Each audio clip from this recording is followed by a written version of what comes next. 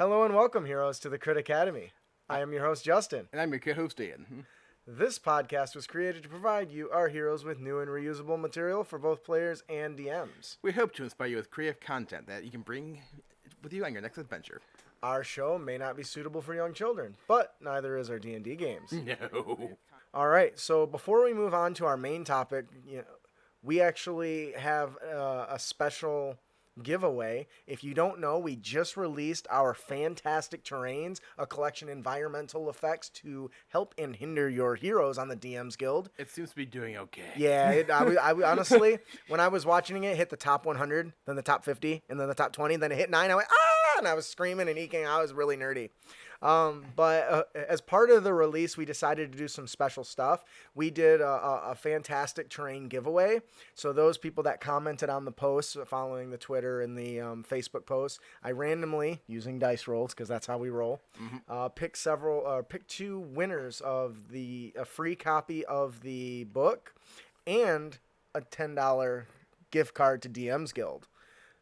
So, Ian, who's our winners today?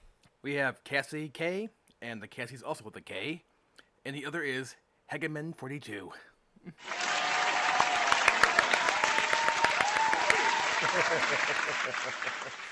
Congratulations to you two. We hope you guys enjoy it. If you do, please take a minute to leave a review on DM's Guild. That's one of the best ways to actually support any independent content creator. So, Ian, if they wanted to be entered to win these Fat Loots, which we give away every single week, how could they do so? Why, they can do lots of things. They can subscribe to our newsletter through our webpage. They can like us on Facebook, Twitter, YouTube. They got plenty of options. Yep. So definitely do that. We appreciate that. Now, moving on to our main topic, player storytelling. Now, Ian, storytelling's the DM's job. Why, yes, but actually no. What? It's a group effort. That's true. And that general train of thought is a very common belief in tabletop community. The game master is solely responsible for telling the story, and that is not accurate and not even close. Everyone at the table has a hand in the storytelling process. Whether or not they know it is really part of the problem, I think, sometimes. Yep. Now, some players catch on pretty quick and figure out that they have the power like He-Man. But other times it's not. The role isn't as obvious, and so it's easy to overlook a player's role in telling the story. But at the end of the day, the story is about you guys. So you have, I don't want to say as much control as a DM, but I definitely think you can shape the world in a way that's is unexpected in most ways. Yep. And I know that we've talked briefly, I think, as a player tip once about this, but I really liked the idea as I was going through it, and I wanted to expand upon it a little bit. Sure, you can play D&D as like a more tabletop tactical thing, and okay, you don't need any role play at all if you don't want it, and that's perfectly okay if that's how you like to play. It really is okay, despite what some people say. Yeah, and that's honestly, we always debate back and forth that there's no wrong way to play. And honestly, if your biggest argument is your fun is wrong, you might want to step back and think over a few things. Get the hell out. But in D&D and role-playing games in general, the goal is to collaborate in a creation of a story that stars the players and their characters. I mean, that's really the goal. In the long run, the impact of these shared stories outweigh any memories you might end up having about a tactical experience. That's one of the big changes that I found when I went from 4th edition to 5th edition is I can't really remember every little the detail of those combats because it was so focused on being a board game than RPG. I kind of feel like I had the exact opposite experience personally. And that definitely might just be the way I look at it. But it's, in the end, it's nearly impossible to really play a game of D&D without some sort of story creeping in, and even when you're really not trying all that hard. Yep. In fact, the very rules of the game even kind of nudge you in that classical heroic story. That's why the DMs have powerful hooks, right? Those hooks are designed to draw you in. But fortunately, you don't have to construct this narrative alone, which is what a lot of DMs believe they have to do. And I've definitely seen times too where DMs threw out really obvious hooks and the players outright ignored them. There's a billowing cloud of smoke in the forest down to the west. We're gonna go east. Well, I'll never forget that crap. the time I'm thinking of in particular where there's one short-lived Pathfinder game where when the players were in town and we separated and we each did our own thing, the DM through a fortune teller gave a really huge obvious story hook to one of the players. Mm-hmm. And the player was, "That's nice." Walked away. Didn't tell the other players about it. What the hell? Then again, that player was kind of flaky in the first place. So, So the DM and your fellow players and even the random fall of the dice all really contribute to the story as a whole. In one of our previous episodes, we talked about story branch, and I think that's a really good episode when trying to leverage the high and low numbers of dice. So you should check that out if you haven't. But what is it you as a player can do to help add to the story beyond what's determined by the DM? Now, there's obviously some of the more common stuff, like create a nice backstory or a very thematic character. Mm-hmm. But as a player, you should have a really good understanding of the power that you really have at your disposal. In contrast to, the almighty DM, the arbiter, the narrator, etc. of the game world, your power is often generally overlooked, which is why the DM is considered always in power. Now, the DM may decide what a player sees, but really only the player can truly decide what they want to look at and where they're going to go and what they're going to do and what their character's attention is focused on at any given point. Would you agree? yeah. Now, I think generally that doesn't sound like all that much.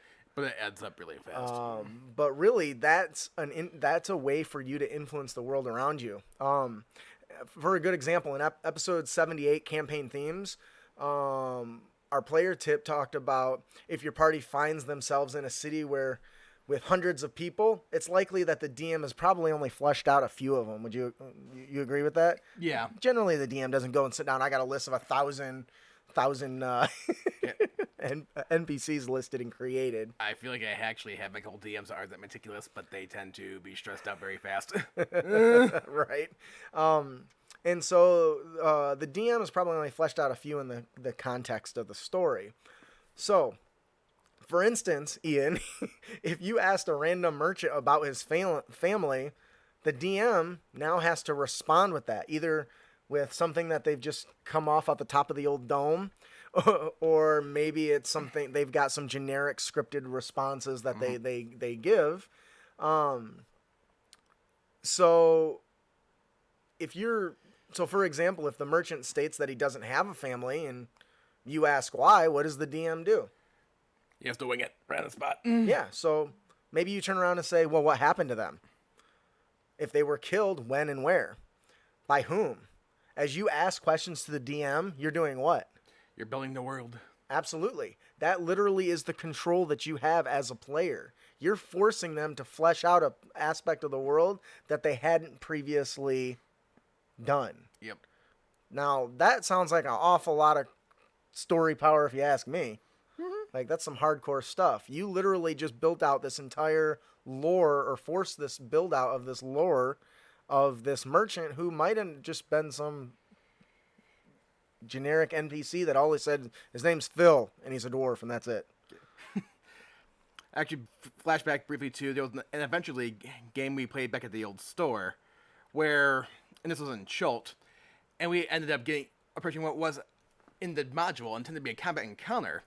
But through some good role playing, some players managed to actually talk our way out of it, and we almost bypassed altogether until one of the NPC they were talking to casually looked at the barbarian in the group, saw he's a really big guy, and they just casually said, "Hey, that guy looks like he might do pretty good in the gladiator games."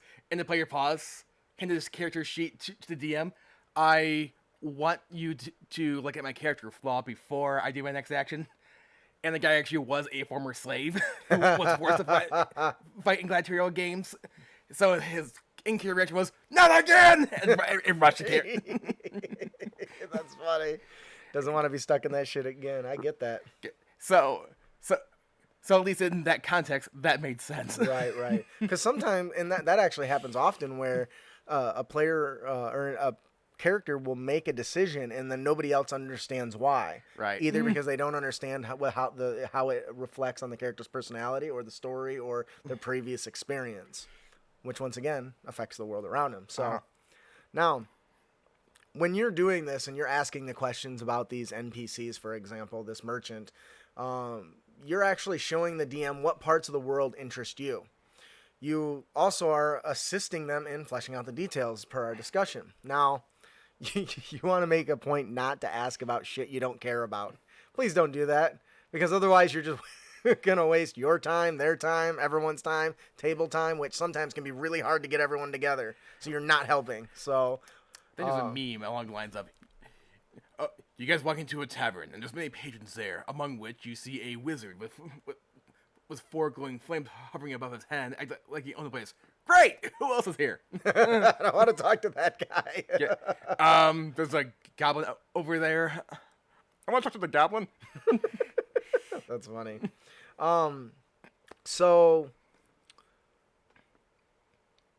now, as we said, you don't want to ask about things that waste everyone's time, but you do want to tie these focuses to your character's priorities. You mentioned the slave guy, right? He's like, oh, I'm doing this shit again. He was out of there. Because in a sense, you can directly create the world around the world and tie yourself to the character in the world, as well as events going on to your character, which kind of creates a interlacing, weaving kind of thing going on. And the more time you spend interacting with the world, the more important that aspect of the world becomes to the story. Now, you see this a lot in the different character archetypes, which we've discussed before. You have the lore master, and you have the tactician, and the help me out because I'm having a brain fart. Lore master, tactician, you need just for player types? Yeah. The role player. The role player, yeah. The optimizer. All that stuff tells what that character, those players and those characters are going to focus on. So what are some ways you can influence the story and change it? The reason I like this idea is because I use it myself. I'm a very lazy DM. I don't think I'm a bad DM, but I don't like to spend hours preparing every single NPC per our discussion. Instead, what I like to do is, hey, Ian, you're in town. What do you want to do? Is there somebody for me to fight? Where's the underground fighting ring? All right. You ask around and you walk up to this. You walk up to a local. What does he look like? He looks like a guy in a long cloak and long bushy beard. All right. He turns to you and he says, "What do you want?" Where's the fighting pits? The what? You know, the fighting pits. Fight club. Good time. Oh, good time. I know good time. We do good time. I'll tell you what. Why don't we go have a beer and I'll tell you about good time. Excellent. And now I'm forced into a situation where I have to develop a personality, and I have to develop a name for this person and a story about this good time and how he relates to it and where this place is that may not existed 5 minutes ago. Now you could just say, hey, it doesn't exist, but that's a really lame thing to do.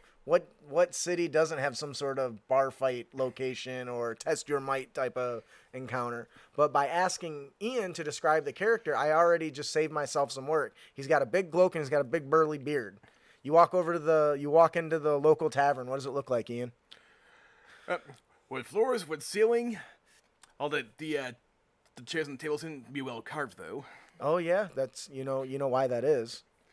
The innkeeper's hobby is wood carving. Wood carver. And actually, you can tell that if you look at the ceiling, there's a very intricate carving of a big bear.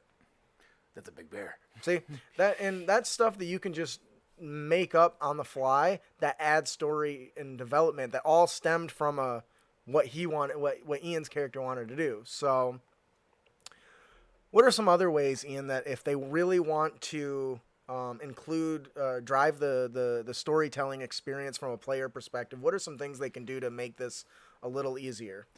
Actually look at your character sheet, look at your abilities, see what application they actually can have outside of just combat. Yeah, look at abilities that you have that are just not about stabbing and blowing shit up. Like, if you have, like, a rogue character who knows thieves can't, walk up to a random shopkeeper and they start talking about seemingly gibberish stuff to everybody else. Yeah, that's actually a really good example. The thieves' cant is something that I don't feel like gets enough attention. The player could easily walk into an area and say, do I see anything in thieves' cant? Now, I may not have written anything out in advance, but if he's asking about it, it's because it's important to him. Yep. So now I have to quickly think on my feet. Okay, yes, you see some hobo logos.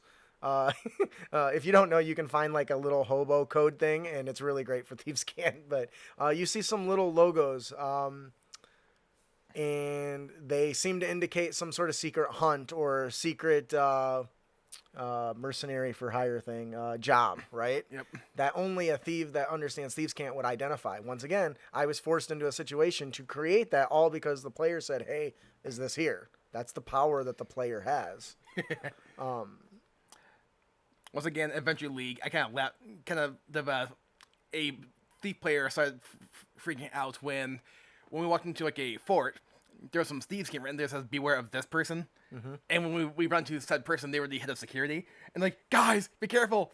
As I'm mentioning thieves can says beware of this person. I looked at them and said, of course, somebody who knows thieves can's gonna say beware of the person in charge of security. Can you pause? Oh. That's a good point. Druish in Chain says, the first rule of good time is we don't talk about good time. You here for good time? What good time? Good time. We here for good time. So when it comes to the story, one of the biggest controls you have is the hooks. The DMs generally throw out several hooks at a time. So by the player choosing which hooks to take, you're telling the DM what's important to you. This lady over here says she saw a dragon sighting. It flew off with her sheep. Another person over here says that he's looking to find a local bounty. So maybe that's more. If you're a couple of rogues, might care more about that than chasing down a big dragon. You really need adventure hooks to go on an adventure. So that's why everyone's at the table to begin with. But you do get players that have no interest in that. Yep. And there's nothing wrong with that. Just try to not make it as challenging super challenging for the DM to actually figure something out for you, which does happen way too often. When a hook is presented, use that as an opportunity to take action, because action leads to adventure. Adventure, I can do this in Yoda. Action leads to adventure. Adventure leads to experience, and experience leads to treasure, which then leads to the power of great stories. I'm not a very good Yoda person, but you get the idea.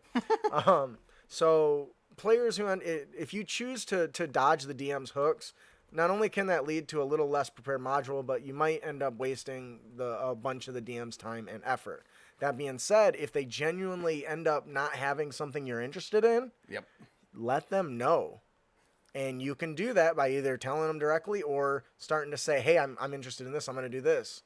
Because if you don't share that information with a DM, they're not going to know why you're not avoiding the hooks. 'Cause that's usually why people avoid hooks, right? Yep. Is their character has no interest in it. Yes? Now, I just basically flash back to my Monday Pathfinder game, where Kevin, in a similar vein, I think our GM there was telling us something when he sent us a link and said, 10 ways to roleplay good. I'm like, a few of these tips seem to go against exactly what we've been doing these past few weeks. That happens a lot, I think. Well, like one of them was like, don't have any player versus player opportunities, which you kind of had one session. Mm-hmm. And one of them was, I want to go talk to the kidnappers. A couple of players, we do not want to talk to the kidnappers. I'm going to talk to them whether you like it or not. I'm going to tackle you if you go. No, you're not. Player that attempts a grapple check. Oh man, that's a rough thing if you don't have adults in the neighborhood. Well, the thing was, we did attempt that player in the past did attempt a diplomacy, and it went very badly. So once again, though, the was like, you are not doing that again. Right. Don't want them causing any more problems. So now, as we mentioned, if you don't want to take the hooks or you find out that they're not as interesting, and you don't like what the DM is offering, and this happens often. the DM may prefer certain aspects to a game and not take into consideration what the player's like. Now, that doesn't mean that's a bad DM. I find it actually happens mostly with inexperienced DMs. So, and sometimes they just care more about combat and less about exploration and lore and stuff like that. And if those are things that you prefer to engage in, maybe you prefer the politicking, for example. And your DM doesn't ever toss that at you, come up with a reason for your group to visit a Duchess of the Court. If you're a rogue or maybe a noble, you may have easily heard about a spy ring that's been infiltrating the city, or by sharing this idea with the DM, it's a very direct method of content you want to see in a story you want to be told. And you don't have to make these hooks complex. If you just give out a little bit of information on what you would like to see, it's enough for the DM to toss something together, right? Yep. You know, too much detail can leave very little wiggle room for the DM, so you don't want to write a book for them, but simple hooks, you know. This can make, so a simple, hey, I would love to chase some slave traders into Icewind Dale. Into Icewind Dale. Whatever. I picked a place. Don't like it? Go somewhere else. Take a different hook. No, I meant the into part. Oh yeah, because it's a area, right? Yeah. It's an area to the north of icy and shit. But anyways, if that's something as a player want to do, because maybe I want to fight an ice dragon, or maybe I want to see more of the north, or venture through that area, I can just say, hey, I would love to do that. Another example might be, I would love to hunt an exotic monster that we haven't ever fought before. Do you think it would be cool to fight a beholder? No? Yes. Maybe? Okay. No, I laughed because that made me think of a meme. Well, the job failed because I was hired to steal this one spell book from this beholder named Xanathar. I didn't find it, but hey, I guess it went there. I got a goldfish. What? Only the players. You stole a what? Oh yeah, the beholder from Xanathar's, right? Right. His goldfish right on the front of that thing. Yeah. My response supposed to be, have you seen John Wick? No, why? Oh. You're in trouble. I just watched a video of that where they all had lightsabers. That was pretty cool. Why? Lightsabers makes everything better, apparently. What are some other ways that they could probably include what they want into a story and tell their own story through the DM? I would generally point right here. Locate. Yep. Yeah. I mean, players want to advance in some way, shape, or form, so when that hurts you try to locate somebody who can train you in some sort of unusual talent. And this could be an excuse for learning new skills, feats, rituals, or even multi-classing in some cases. And that's something DMs bring up a lot, right? Hey, if you're going to multi-class, you better have a damn good reason. Well, utilize that. Say, hey, I want you to know that at level 3, I'm going to go multi-class into this. But that said, I know you're going to hate this, because I leveled up and I want to take it. I don't know. I don't know how you think I would hate that. Well, there are some people. There are some people that do, and they get very douchey about it. Right, and to me, that's what I just said. Technically, I feel like that's really all the explanation you need. Yeah, technically, because that's the mechanics of it. Basically, during your downtime, you're practicing whatever mechanic. But this is a good way for you to control the story. If you want, let's say you just hit level 6, right? You got a barbarian. You just hit level 5. You got the double attack. You're good. Now you've been hanging out with that wizard a little bit, and you like some of the shit that he can do. You love the little twirly dancing he does and creates a little magical barrier around himself. Maybe you take 2 levels in Blade Dancer. Now, I know that that's not optimal. It's just an example for all the optimizers. Like, who would fucking do that? You can't do that in Rage and cast spell. But it's an example. Now you got to seek a special wizard to teach you all that stuff. Or a player just was walking through town, but then they hear, as they walk down the alley, hey, buddy, come here. And he walks over and he sees this very short 3-foot looking figure, but he sees some small horns poking out, glowing eyes, and as he exhales, something like a silver brings out. 1d10 cantrip. Where do you get this shit, dude? That does sound pretty good. Well then, let's make a deal. That sounds horrible. How about we not and say we did? Oh, come on, buddy. We can make a pact right now. Right here. Oh,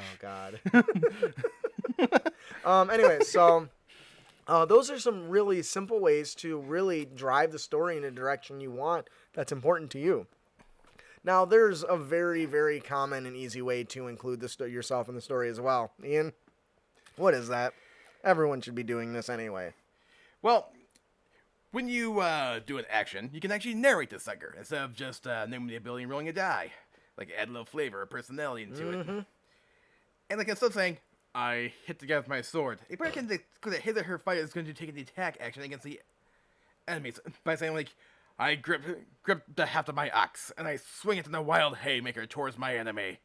And well, I mean, saying I attacked the dude gets the point across. The second adds a little bit more flair.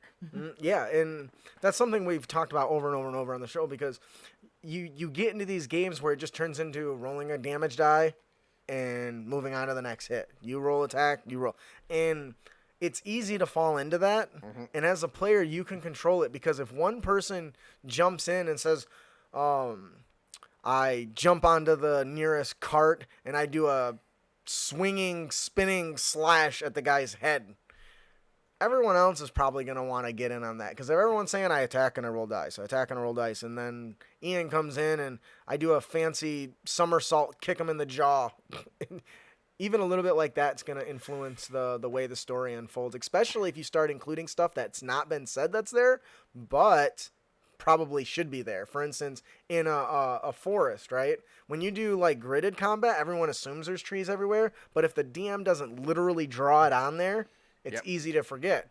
When you're narrating, say, hey, I dive through a bush to get around this guy. Well, you didn't say there's a bush there. Didn't say you didn't. Yeah, we're in the middle of the woods. There probably could be a bush there. Or I want to take cover behind a bush so I can get my hide. I want to take the hide action as a bonus action because I'm a rogue. I want to hide behind a bush. Well, there's not a bush on the minimap. But my ranger's gonna climb into a tree and fire arrows. Yeah, which tree? That tree. That tree over there. That's a nice tree. It's a very nice tree. But it looks like it's very thin on leaves. They might still see you. I'm not worried about him seeing me. Oh, you just want to get away. I can't cut you. But anyways, being as the player, you get to narrate a lot of that stuff. And when you do, you can build the world around you based on what you assume will be there. I think I've used the example before about the kitchen. A player said he wanted to beat somebody with a frying pan. I never actually said the frying pan was there, but he's like, can I beat this guy with a frying pan? Well, you're in a kitchen. It makes sense. I'm going to grab it and beat him with it. Yep. So, you can really, spice up even your more boring stuff with just a little bit of focus on the material components or the arcane focus with a simple description. Those of you that have tried out our gun mage have seen us do this. I basically took an arcane focus and just said it's in the shape of a gun. Yep.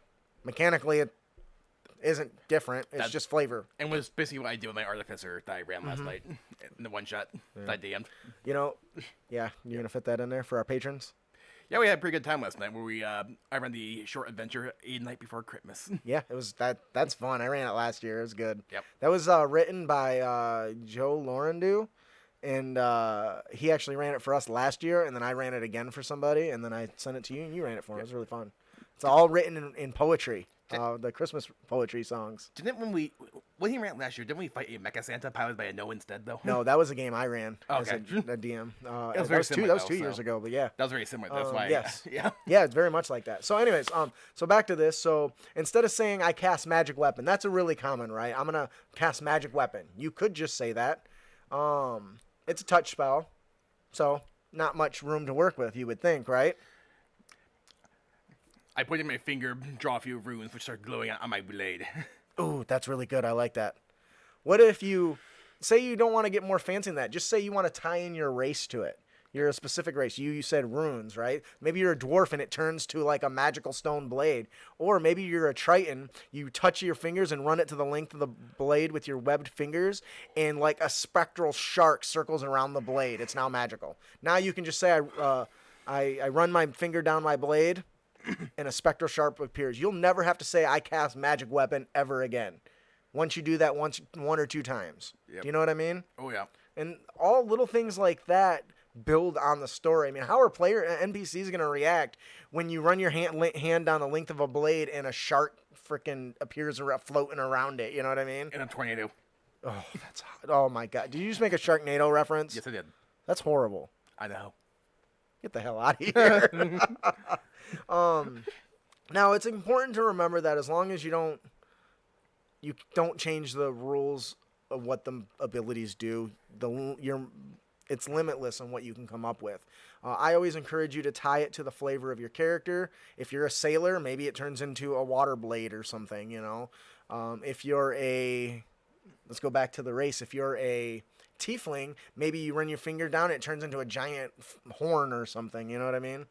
Oh, that would be kind of cool, though. I like that. You really could even go further, and instead of something like, you know, magic missile, maybe it's not arcane energy. Maybe it's laser vision. I've done that. Have you ever done that one? No. Oh man, you can never miss because you're looking right at him when you cast it. You know what I mean? It makes sense. I mean, I don't know. Which reminds me, I don't know how Superman ever misses when it comes right out of his eyes where he's looking. The guy's that fast. Did you ever notice his whole head has to turn when he does it instead of just his eyeballs? Yep. Like, you probably hit more. Anyways, another thing I've done is with the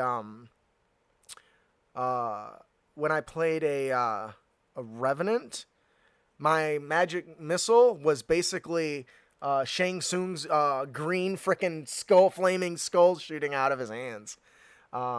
Once again, tying it to the race. If you're a Kenku, maybe it summons a flock of ravens that smashes into him. A murder of crows. Oh, I love that. That's so cool. Very kamikaze-ish. But as long as you don't change the effects of the ability, the visual portrayal, really anything goes. And if your DM doesn't like it, well, he really should grow a pair. Or I guess I can't assume the DM's a guy. They really should grow some dice. Dice, baby. So there's really a lot you can do when it comes to telling the story, especially when it comes to your character, how you cast spells, how you attack, how you interact with the world around you. The world is your oyster, so to speak, right? And it doesn't just apply to like we talked about the magic effects. What about the dodge action? What are some things you could do to make the dodge action interesting? Because people just say, I dodge. That's not very fun. Dodge! Can you think of any ways to make that interesting? I duck! And the guy charges at me. Okay, that's still less interesting. How about if you're a fighter, you say you plant your shield towards the ground and you duck behind it? Kind of like what Wonder Woman did when she was in the middle of that war zone. Yep. You know what I mean? That's still the dodge action. It says dodge, but it really just means you're not going to get hit for whatever reason. So if you've got a big great weapon, you can stab it into the ground and hide behind it like a freaking shield. Duck! I'm trying to think of some other really cool ways for the dodge.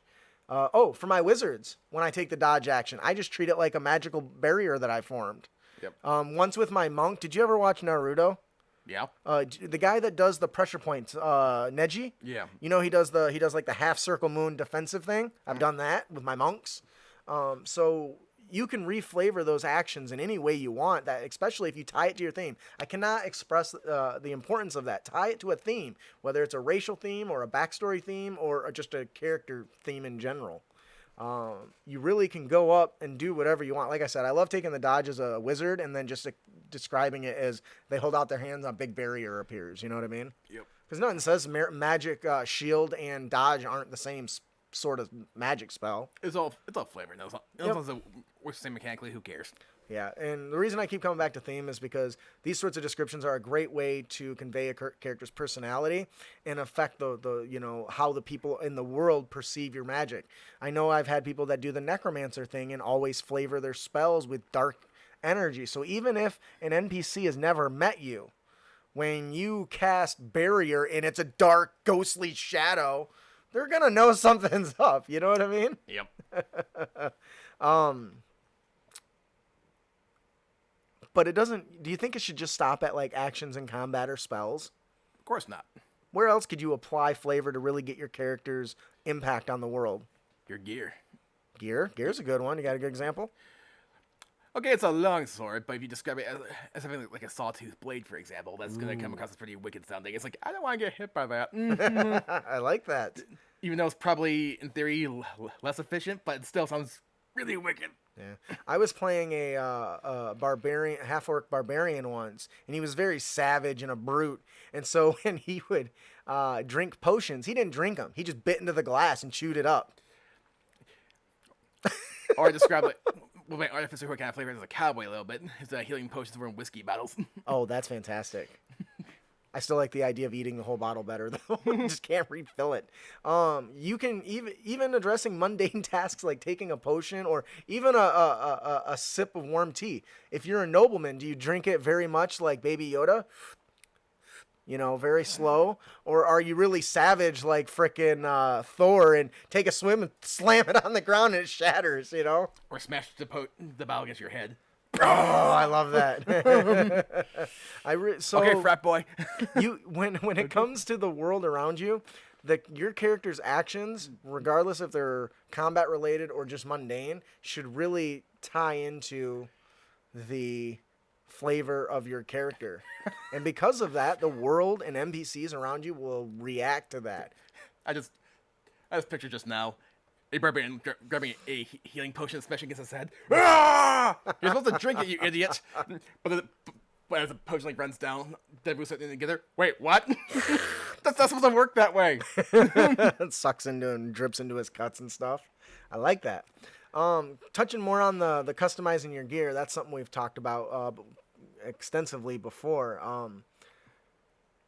By taking a few minutes to describe what your item and imagining what story lies behind it, you can turn a basic boring block of stats into part of the world. Now, a DM may not consider a lore or a story behind a +1 sword or a +1 dagger, would they? Nope. Not generally. I mean, not to say that they won't, but generally they won't. They don't. There's no reason to.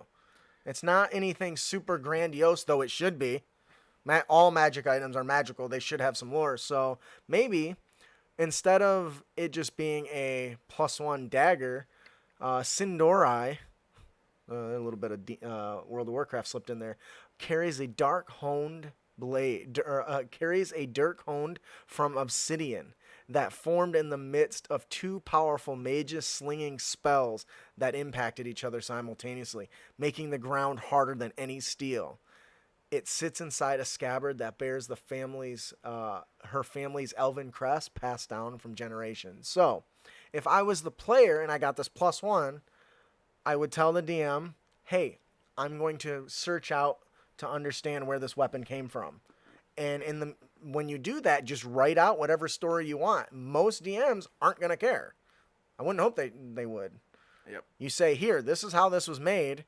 This is what I found out when I was searching for it. And by the way, my family gave me this cool little thing to put it in, you know? Or another good example, too, is referencing the manga Berserk. The main character, Guts, he basically wields he wields your stereotypical oversized anime sword called the Dragon Slayer, which people described as a massive hunk of iron more than the actual weapon itself. Right. But as it says, when across, though, he ended up... Even though he does do surprisingly in-depth tactics here and there, when he attacked a missed enemy, like, that's not going to do anything. He slashes it with the Dragon Slayer, and I actually heard it. I was like, wait, what? But it turns out that throughout the entire series, he's being hunted by demons, and his sword bathed in the blood of so many demons, and eventually gained otherworldly properties where it exists in 2 dimensions at once. That's dope as hell. It's like, wait, so he actually made his sword stronger just by killing things? Yeah. Okay, then. You know, just because your DM hasn't come up with a story for every item that ends up appearing in the game doesn't mean one doesn't exist. You as the player can mold and shape and add to those stories.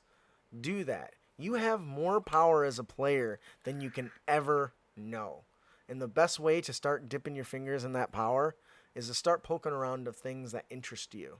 If you want to know about the merchant's backstory, or you want to know why that guy became a celibate devout priest, ask him. Force the DM to react and build that story. Or why you shouldn't try to cause trouble in the bar? Yeah, that bouncer's a retired level 16 fighter. That's funny. Legendary. I've had a couple adventure campaigns where somebody that seems like not such a big deal turned out to be Billy Badass. Those are always fun reveals. So, did we miss anything? Nope. I was the one anime that somebody referenced Wicked City, where the big plot twist was like it turned out that the person they were escorting was actually escorting them the entire time. That's weird.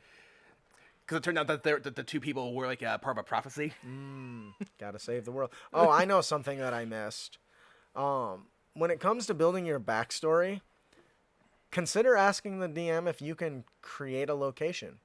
The location doesn't have to be something that already exists. Say, hey, I want to come from this sort of village. If you don't have one, I'd like it to be over here. And I would say 9 times out of 10, they're usually okay with that. Yeah, why not?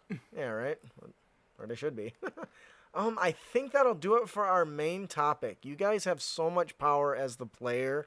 Use it. Flex that storytelling muscle and make those DMs think on their feet. You got the touch.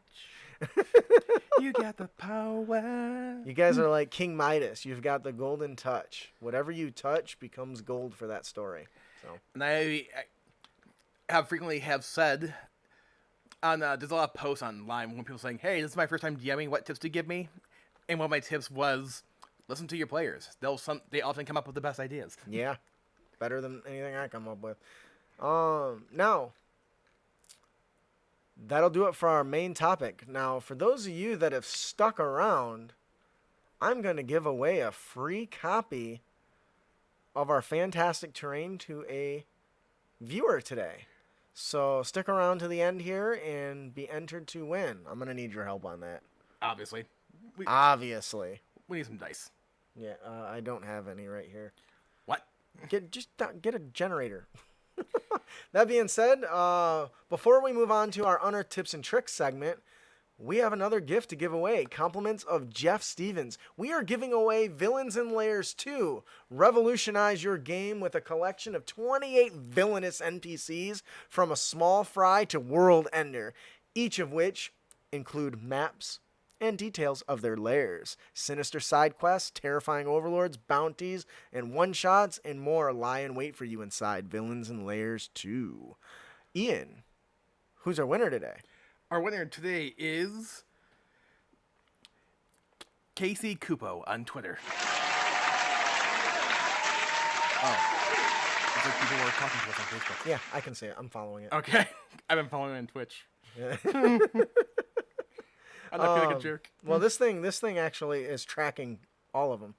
So that's why you shared that link. That's earlier. why I sent it to you, because it tracks all of them. I read that half asleep, okay? Yeah, I'm like, it's why are you okay. sharing it with us? Anyways, so congratulations, Casey Kupo. If you enjoy the adventure or product, please leave Jeff Stevens a review. See? Jay gets it. You need dice. Yeah, dice, baby. I have no dice right at, like, there's some over there. If you didn't win, have no fear. You can head on over to critacademy.com/JeffStevens and get Villains in Layers 3 free. So definitely do that. Shit's amazing. Jeff literally is like the top tier when it comes to content creation on the guild. Oh man, I love that thing. It's so pretty. On a side note, I kind of regret in hindsight not buying one of these. Yeah. I got to roll a D20 and got a crit and got 20% off that bad boy. I mean, I did buy the roll-up tray that I threw in my backpack, but I got to the point like, I'm pulling this out so much. Right. And now, what you've all been waiting for, our Unearthed Tips and Tricks segment, where we bring you new and reusable material for both players and DMs. I'm amazed when we mentioned free stuff into the show, our viewer count suddenly jumped up on Twitch. Yeah, right? Yeah, every time we mention free crap, it goes up. Today on our Unearthed Tips and Tricks segment, our character contact comes from Ambrose Honeysuckle. Ugly as sin. Riomo Apparedo, Paladin of Ilmater, rough as sandpaper and ugly as sin, regularly mistaken for a beggar or a thug, and he's fine with that. In fact, he prefers it that way. He believes that honor lies in the deed, not the credit. His mission in life is to comfort the afflicted, and he doesn't care if he happens to afflict the comfortable while he's at it. I really like this character because we all play the high charisma, very beautiful, elf or human, and except when you're a half orc, I guess we just assume they're all ugly as shit. Yeah. But to play a character who's completely disfigured and destroyed and doesn't really care so much about it is pretty cool. I love the idea that he likes to make people uncomfortable. Dude, if I had a dog as ugly as you, I'd chew its butt and make it walk backwards. What is it in? It's in Deadpool. He says, "You look like a avocado had sex with an uglier, older avocado." That's kind of what I thought of when I was reading this, and to have a character like that who has a direct impact on the NPCs in the world. Dude, were you born that way, or was your mom an armadillo? The thing that really catches my eye with this is the fact that it's a paladin. Because almost always, when I think paladin, you know what I think? Terry Crews. Yep. I've seen that meme with Terry Crews as a paladin with the perfect smile and everything. That's what I think. But to play a hideous paladin that means his charisma has to come from somewhere else besides his beauty. And whether it's his words or his, I can't think of anything else he would have besides his words. Sad night, let us see your face. Nope, I'm keeping the helmet on. It's probably for the best. I think this is really great. I think it could be a lot of fun. Once again, this is a sort of character that really will influence the world around him, because the NPCs are gonna have to constantly be reminded that he's ugly as hell, and they're gonna shy away and make it an interaction that would normally be, "Excuse me, Mr. Adventurer, can you help me to, you're an adventurer, right? Not like a bandit or anything." Yes. Okay. That instantly, just the physical description of this sort of character really changes the interaction. So, dude, you look like a porcupine had sex with a coconut, and then you were born, and then somebody shoved your face into a wood chipper. On top of that. That'll do it for our character concept. Ugly as sin. Our monster variant is the Thunderhawk. Thunderhawks are creatures of storm and favored pets of storm giants. Not to be confused with the Street Fighter character. That was good. I don't know how I missed that. Left to their own devices, they prefer to make their lairs on stormy mountaintops or remote coastal cliff sides. Now, for those of you who don't know that are joining us for the first time, the monster variant, we give you a stat block to take. In this case, you're going to take the stat block of the Wyvern, and you're going to make a few minor changes to it to give it a whole new breath of life, starting with losing the Stinger. Tater's old. My Twitch chat's not working. Well, both of these ones are. And we got shitty internet out here.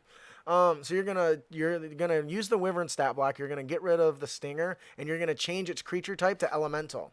You're also gonna give it Elemental immunity to Lightning. Real lightning. I knew you were going to do that. When I wrote that in there like 5 days ago, I knew you were going to do that. So you're going to give them a couple new features. And these are all in our show notes. You can go to critacademy.com and get the show notes there under the blog section or under the show notes button. Discharge. A creature that touches the Thunderhawk or hits it with a melee attack takes 2d6 lightning damage, and it can't take reactions until the start of its next turn. Do you know why I gave it this ability? Because like Pikachu and Pokemon just came out? No. That's really good, though. No, actually, it doesn't have flyby. Gotcha. So this was a way to help with flyby.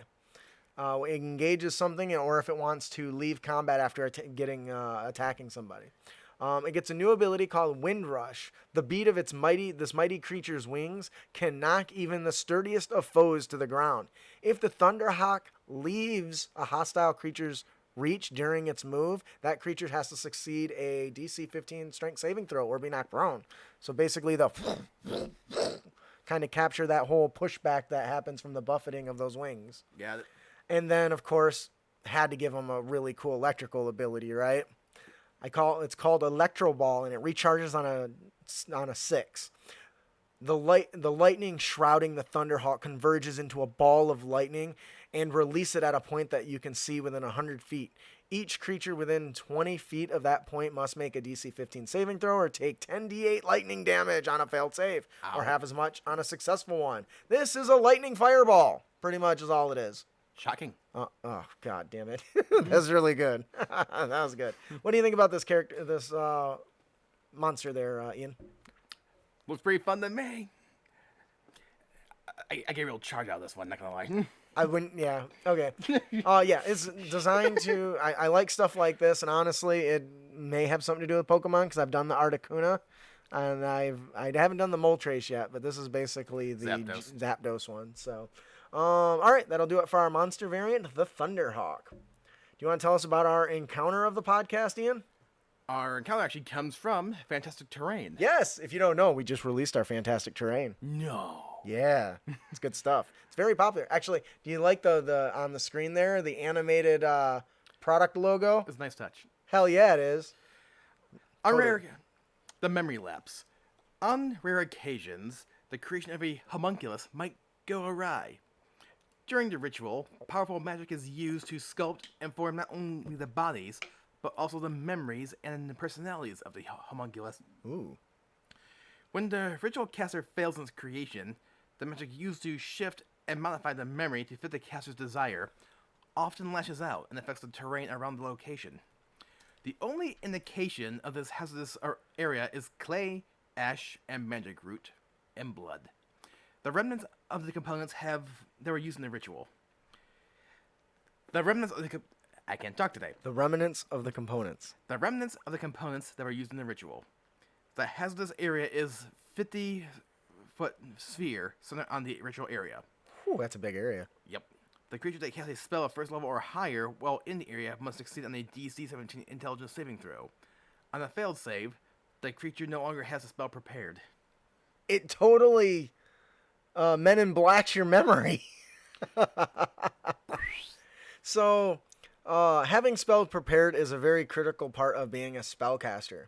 And entering an area of memory lapse, first of all, what'd you think of the story behind it? It's a nice touch, and most people probably don't think of that in general. Yeah, no, I had a lot of fun making this, and I wanted something that really was punishing to a group that didn't get a long rest. So including this sort of thing that wipes spells that are prepared from their memory after they use them was just a whole lot of fun, especially if you run into multiple areas of these throughout the adventuring day. Mm-hmm. So, how would you like to run up against this as a character? That would suck. Yeah, I think the warlock this would be a area where the warlock would get to shine, because really, what do they need prepare spells for? They have Eldritch Blast And a short rest. and a short rest. So, I think that'll do it. Yeah, so this is one of the encounters from the Fantastic Terrain, to kind of give you guys an idea what it contains. This was one of my favorite ones personally. This one's can be kind of punishing if used too often, but definitely is a lot of fun. And it's one of my favorite stories that I wrote. That'll do it for, we actually have a section here that says what kind of uses you can use. So using an area such as this has an interesting twist on the game. PCs generally aren't used to losing access to the resources. What happens when a spellcaster learns that if they use spells such as healing, they can't do it again? Whoopsies. It definitely steps up the difficulty and challenge rating a little bit. So definitely enjoy that. That'll do it for our encounter. The memory lapse from our newest product, Fantastic Terrain. Definitely check that out. If you do pick it up, let us know what you think. Leave us a review. Our magic item of the podcast is the Augmenting Whetstone. This rough sapphire sharpening stone contains potent magic that, when released, temporarily imbues a weapon with a magical enhancement. So the rarity really depends on, or the bonus really depends on the rarity. You got a common for a +1, uncommon for +2, and rare for +3. Now, if I recall correctly, I believe they actually had quite a few of these were similar objects in 4th edition. Yes, actually, that's exactly where this came from. Right. And actually, one of my friends I'm amazed people haven't used these more often. These are kind of awesome. Yeah, actually, I don't know if I'll go ahead and mention that right now. A lot of the magic items I'm doing right now are new versions or converted versions from 4th edition, because there's a lot of good stuff in 4E that didn't get the love that it wanted, so I'm trying to bring it to life in 5th edition. And I think 4E in general, though, takes a lot more flack than it deserves. I would agree. Yeah, so is a D&D game? Okay, probably not. It should have gone by a different name. I bet if it would have went by a different name, it would have been really popular. Which a lot of people have said, too. Yeah, anyway, so what does it do? As a bonus action, you can touch this whetstone to a melee or ranged weapon. The weapon gains a bonus to attack and damage roll for 10 minutes based on its rarity. The weapon also counts as magical for the purposes of overcoming resistances and immunities to non-magical attacks and damage. What do you think about this? Anything that gives the players a buff, it's always a plus in my eyes. Yep. As a guy that really limits the amount of magical items he uses, this is really cool because I can keep giving them out, right? It's a consumable, so they have to hold on to it when they think they're going to need it, generally like the big boss fight, or even in the middle of combat. If you're in a situation where you're really struggling, this really can turn the tide in your favor, making it a very cool magical item to include. So. And we do stress consumable, though. Yes, it needs to be consumable. I mean, because otherwise, because you don't want to start stacking this with magical weapons. You start giving them a +3 sword and then give them one of these things, giving them a +6, they're never going to miss. Assuming they even stack in the first place. Well, I think you can leave it up to the DM. Yeah, I would say they probably wouldn't normally stack, but it doesn't really clarify that, so. Well, no, in 4th edition, they did not. So. Right, they had separate categories. Right. That'll do it for our magic item, the Augmenting Whetstone. Our Dungeon Master tip, the villain you know. Did you want to take this one? Sure. Not every villain is a mastermind who schemes in the shadows or has a world-destroying horror. Sometimes the most significant villain is someone the characters see every day. Somebody who moves around in society in plain sight but keeps their evil deeds well hidden. The law enforcers and adventurers who are trying to bring the villain to justice are thwarted at every turn, unable to find proof of the villain's crime. If the players come to loathe the villain, everything is going according to plan. And I believe you pulled this from Eberron. I did. This is right from the Eberron Rising of the Last War, So the reason this jumped out at me is because I'm a big fan of the Stormlight Archives book. I've told you guys that. I've talked about it at length. And there is a person in there. I finally have done with the 3rd book. There's a person in there, and you'll probably know. I don't want to reveal his name in case somebody's reading it, but there's a person in there who is this. You don't expect this person to be the mastermind of this evil plot of things going on. And they talk to him all the time. They interact with him. He's the sweetest person that can ever be, but it's so bad. And imagine to the main character's surprise when they find out how devastated they are. Yep. It's pretty savage. So I love the idea of having this person who, the person isn't evil. It's not an evil person. Which is one thing that's actually nice about the Stormlight Archives. No one's really truly evil in this series. They have a reason for what they're doing, and you can see the logic behind it in many cases. Yeah, and that's what makes it such a great series. But anyways, no. So having a villain that is a part of society that gets included really brings that world to life. And man, will the players feel betrayed savagely if they don't, this is somebody that's been part of the campaign for a long time, somebody that they've chit-chatted with, they've talked to, or maybe just the locals have and not the players. So anyways, I think that'll do it for our Dungeon Master tip, the villain you know. Our player tip of the podcast is, don't be a dick. And you can avoid dickitude by getting a benefactor. Few adventurers make it in life without really needing somebody's help. Which means often thereafter owing that benefactor some sort of debt, right? And this could be something simple as a guild master. Yeah. And actually, this is one of the things in Xanathar's for the rogue, I believe. So if your character doesn't have a mentor or some other, clear leader in their life, maybe someone, quote unquote, discovered the character and determined why a benefactor has appeared in that character's life.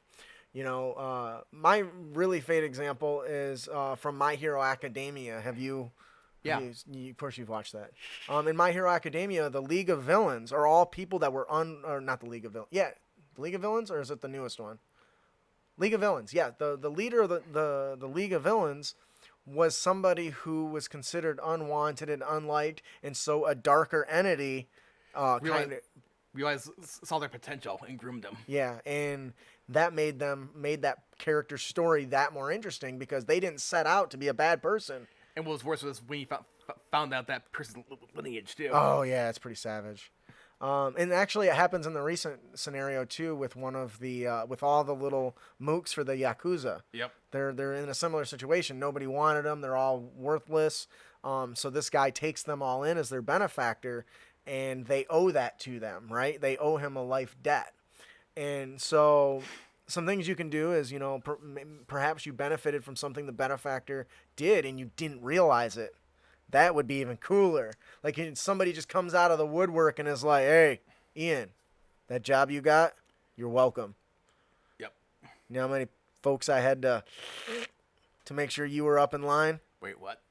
Yeah. Now, remember that interview? How you were supposed to have at 9 o'clock, but you showed up at 8 and still got an interview right away? What do you think happened to those people? Or in a burn notice when the ooh, burn notice is good stuff. When the main character basically said "F you" to the organization pulling strings behind the scenes, only for them to go, "Do you realize? Have you ever wondered once why none of your old enemies have been trying to hunt you down? Why you suddenly had this strangely peaceful life? Do you know who's been keeping these people at bay this entire time? Fine, you don't want our influence. Let's see what happens." Next episode. I think this is a great tip, and you definitely should consider giving yourself a benefactor or work with your DM, see what they time. Look at that. The chat box finally works. That's what that is right there. I thought it's been working the whole time.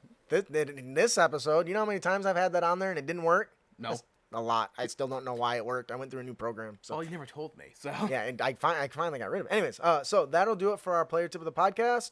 Don't be a dick. And you can avoid dickitude by getting a benefactor. That's it for our show today. Yeah. I'm supposed to give away something. We are. Do you want to do that while I read through this closing and stuff? I tried to click the chat link, but it didn't come up on my end. It's an embedded one. I know. Yeah. I clicked it, and here's what came up on my end. Oh, that's weird. I don't know why it's... it's because it's... I don't know. Let me send you a different link really quick.